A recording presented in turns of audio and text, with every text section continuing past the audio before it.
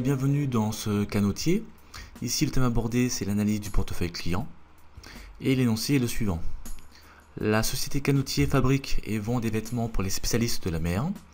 Vous travaillez au sein de cette société comme responsable des ventes pour toute la côte bretonne. Vous disposez d'un tableau récapitulatif des chiffres d'affaires pour les 10 meilleurs clients. Donc ici on a un petit tableau avec donc les clients et donc leur chiffre d'affaires respectif. Le travail à faire est le suivant. En appliquant la méthode ABC, quels sont selon vous les clients que vous devez suivre de manière rigoureuse?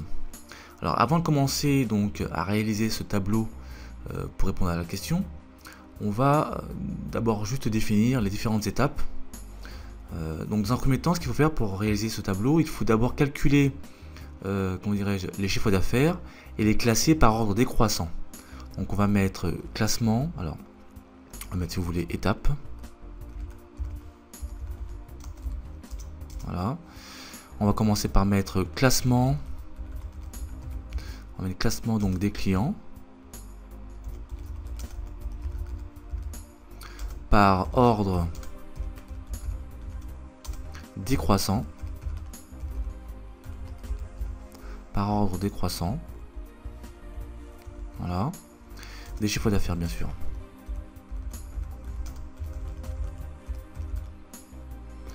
Ensuite, eh bien, il faut additionner les chiffres d'affaires, donc faire des cumuls. On va mettre donc cumul des chiffres d'affaires.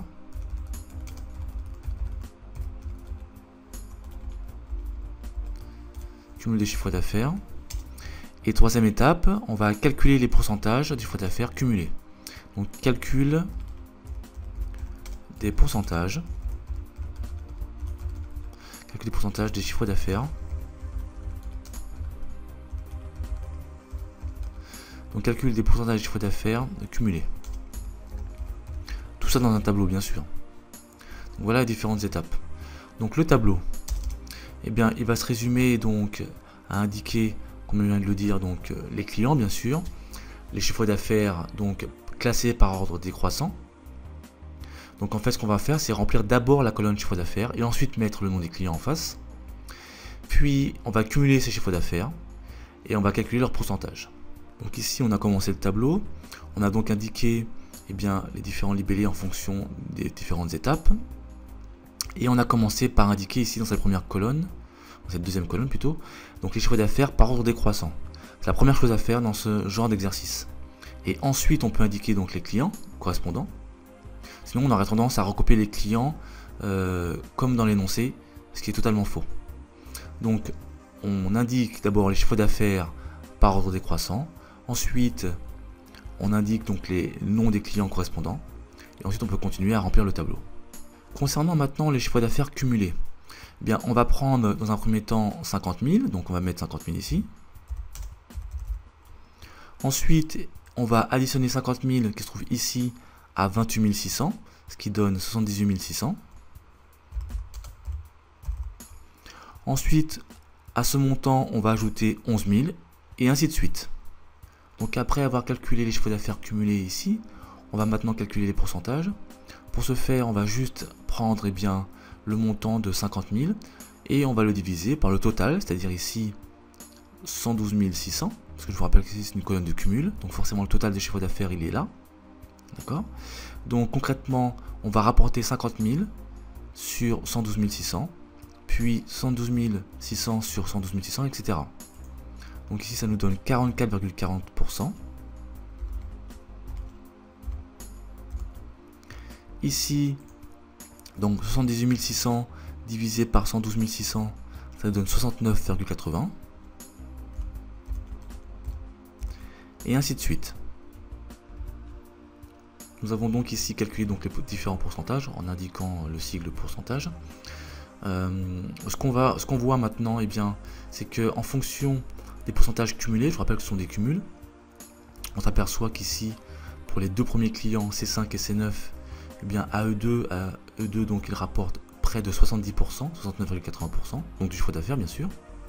Ensuite les clients C3, C6 et C1 rapportent à peu près 22%.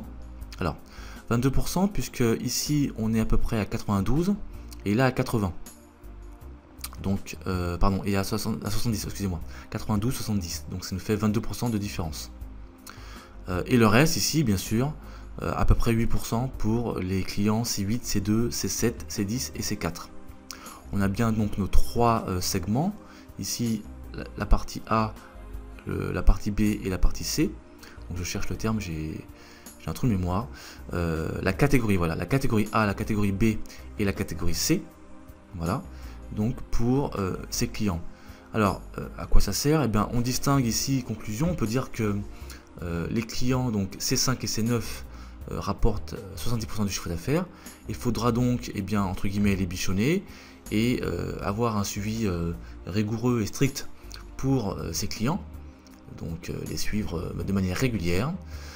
Les clients suivants, donc de la catégorie B, C3, C6 et C1, génèrent à peu près donc 22% du chiffre d'affaires, on l'a dit tout à l'heure. Eux feront l'objet d'un suivi, je dirais, normal. Et quant au reste des clients qui ne génèrent que 8% du chiffre d'affaires du portefeuille, eh bien, feront l'objet d'un suivi sommaire. Voilà ce qu'on pouvait dire sur cet exo vidéo. Il est maintenant terminé. Je me dirige donc vers la partie énoncée et je vous dis à bientôt sur exo vidéo.